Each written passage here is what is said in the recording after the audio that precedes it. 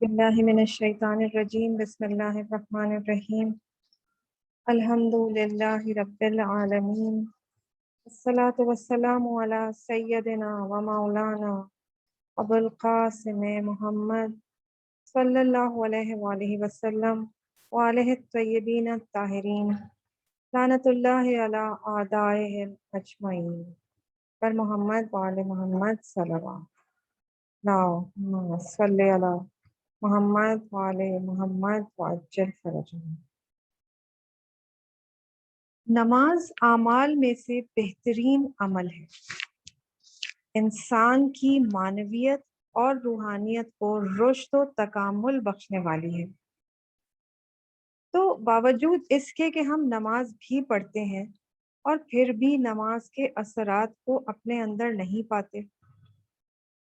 روایات میں نقل ہوا ہے، بحار الانوار کی روایت ہے، الصلاۃ معراج المومن، نماز مومن کے لیے معراج ہے۔ لیکن اگر ہم سوچیں تو ہم سال ہر سال سے نماز پڑھتے چلے آ رہے ہیں، لیکن ایک بار بھی احساس نہیں ہوا کہ ہم معراج پر گئے ہوں۔ قرآن فرماتا ہے ان الصلاۃ تنہا عن الفحشاء والمنکر، سورہ عنکبوت آیت نمبر 45۔ بے شک نماز برے کاموں اور ناپسندیدہ اعمال سے روکتی ہے۔ اب اگر ہم دیکھیں تو ہم عمر بھر نماز بھی پڑھتے ہیں اور پھر بھی ناپسندیدہ افعال اور گناہ کا ارتکاب کرتے ہیں۔ اس کے علاوہ کئی اور نماز پڑھنے کے اثرات، آیات اور روایات نقل ہوئے ہیں، مگر ہم ان اثرات کو اپنے وجود میں نہیں دیکھتے۔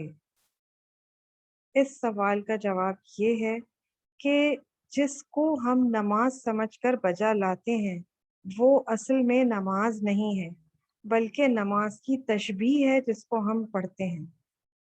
ہم صرف نماز کی ادائیگی کو انجام دیتے ہیں، اور پھر جب نماز کے آخر میں سلام پھیرتے ہیں یا نماز کے آخر میں سلام کہا جاتا ہے تو ہمیں سمجھ میں آتا ہے کہ ہاں ہم نماز پڑھ رہے تھے۔ یعنی جب نماز ختم ہوتی ہے تو یاد آتا ہے کہ اچھا ہم نماز پڑھ رہے تھے۔ تو کیا ایسے شخص نے نماز پڑھی ہے؟ ہم میں سے بہت سارے ایسے ہیں جو تمام مسائل کو نماز کے لیے چھوڑ دیتے ہیں تاکہ نماز کے عالم میں ان پہ غور و فکر کر سکیں۔ بہت سارے لوگ ایسے ہیں جو کسب و تجارت اور کاروباری ہیں اور نماز کی حالت میں سب لینے دینے لکھنے پڑھنے کا حساب کر لیتے ہیں۔ تو کیا یہ نماز ہے جس کو ہم ادا کرتے ہیں؟ جو نمازیں ہم پڑھتے ہیں نہ یہ ہمارے تکامل اور کمال کا سبب نہیں بنتی، بلکہ ہم کو ان سے توبہ کرنی چاہیے۔ ہمارے گناہ اپنی جگہ برقرار ہیں، ہمیں اپنی عبادتوں اور نمازوں سے بارگاہ خدا میں توبہ و استغفار کرنی چاہیے۔ اگر ہم اپنی عام زندگی میں دیکھیں، کوئی شخص ہم سے بات کر رہا ہو اور اپنے چہرے کو کسی دوسری طرف کیا ہوا ہو یا اپنی نگاہ کو مسلسل ادھر ادھر کر رہا ہو، تو کیا آپ اس کو اپنے لیے اہانت اور بے احترامی شمار نہیں کریں گے؟ تو ذرا غور فرمائیے کہ ہماری نمازیں اور عبادتیں اہانت ہیں یا عبادت؟ پیغمبر اکرم صلی اللہ علیہ وآلہ وسلم سے روایت نقل ہوئی ہے، حضرت فرماتے ہیں، بحار الانوار کی بہت سخت روایت ہے، کیا اس طرح کی نماز پڑھنے والا ڈرتا نہیں ہے کہ خدا بند کریم اس کو گدھے کی صورت میں مسخ کر دے؟ اگر انسان نماز کے عالم میں زبان سے اللہ اکبر کہتا ہے، خدا کی بزرگی اور برتری کی گواہی دیتا ہے کہ خدا باقی تمام چیزوں سے بزرگ تر ہے، اور ذہن اور دل میں کسی دوسرے کے ساتھ یا کسی دوسری چیز کے ساتھ امید کو وابستہ کیے ہوئے ہے، یا اس کا دھیان کہیں اور ہے، تو اس کا تو یہ معنی ہے کہ انسان اس اللہ کے علاوہ ہر چیز کو خدا سے بزرگ تر اور اہم تر جانتا ہے اور سمجھتا ہے۔ تو کیا اس صورت میں نعوذ باللہ یہ خدا کے ساتھ کھیل کھیلنا یا مسخرہ کرنا نہیں ہے۔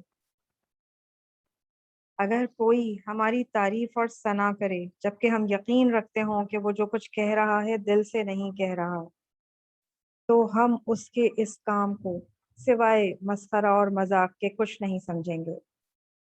ہم جب کسی عام اور معمولی انسان سے بھی بات کرتے ہیں تو اپنے چہرے کو دوسری طرف نہیں پھیراتے، تو کیا نعوذ باللہ اللہ تعالیٰ ایک عام اور معمولی انسان جتنی بھی وقت نہیں رکھتا کہ ہم نماز کے عالم میں تکبیرۃ الاحرام کہہ رہے ہوں اور جبکہ اس کے ساتھ باتیں کرتے ہوں تو ہمارے دل باقی ہر سمت میں چلے جاتے ہیں سوائے خدا کے۔ صحیح تو یہ ہے کہ ہم نے سالہ سال سے نمازیں پڑھی ہیں، ہم کو چاہیے کہ خدا کی بارگاہ میں آہوزاری کریں اس کی ذات سے اپنی نمازوں کے بارے میں۔ جی ہاں، اپنی نمازوں کے بارے میں توبہ و استغفار کریں اور اس سے بخشش کو طلب کریں تاکہ وہ ہمیں معاف کر دے اور بخش دے۔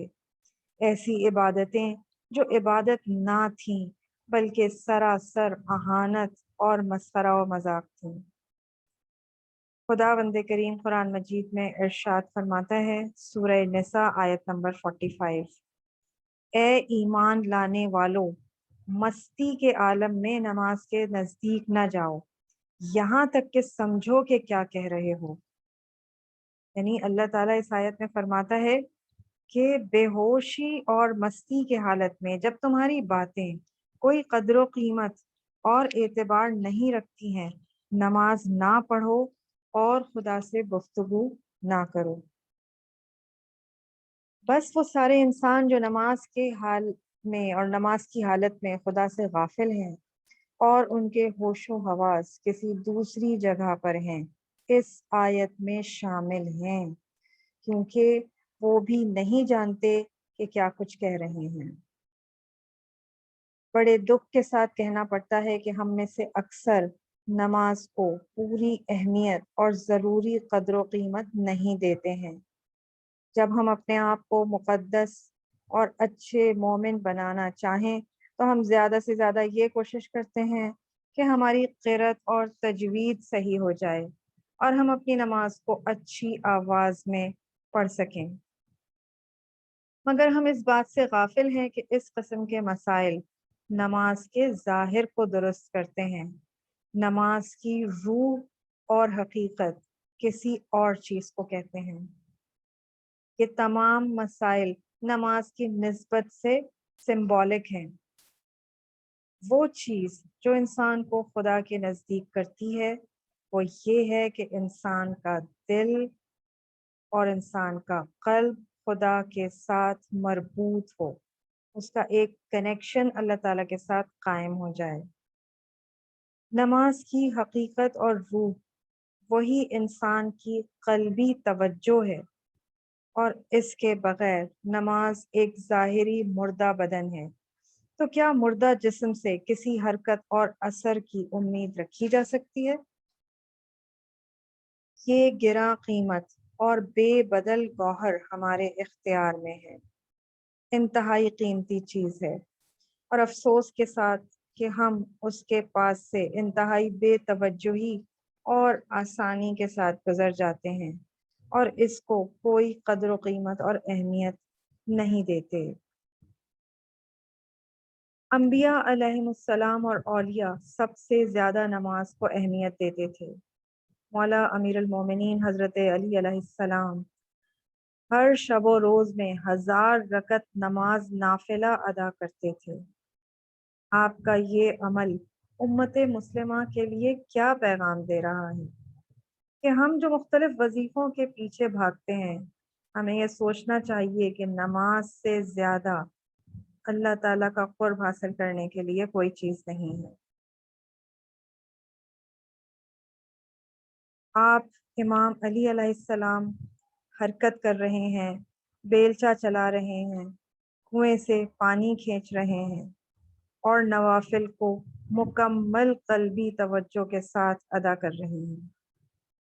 ہم اس بات کو جانتے ہیں کہ مستحبی نماز میں بہت سارے واجب نماز کے شرائط ضروری نہیں ہوتے، مثلا قبلے کا دھیان، بدن کا آرام، رکوع کے لیے جھکنا یا سجدے کے لیے سر کا رکھنا، اس کے علاوہ بہت ساری چیزیں نماز مستحبی میں شرط نہیں ہیں۔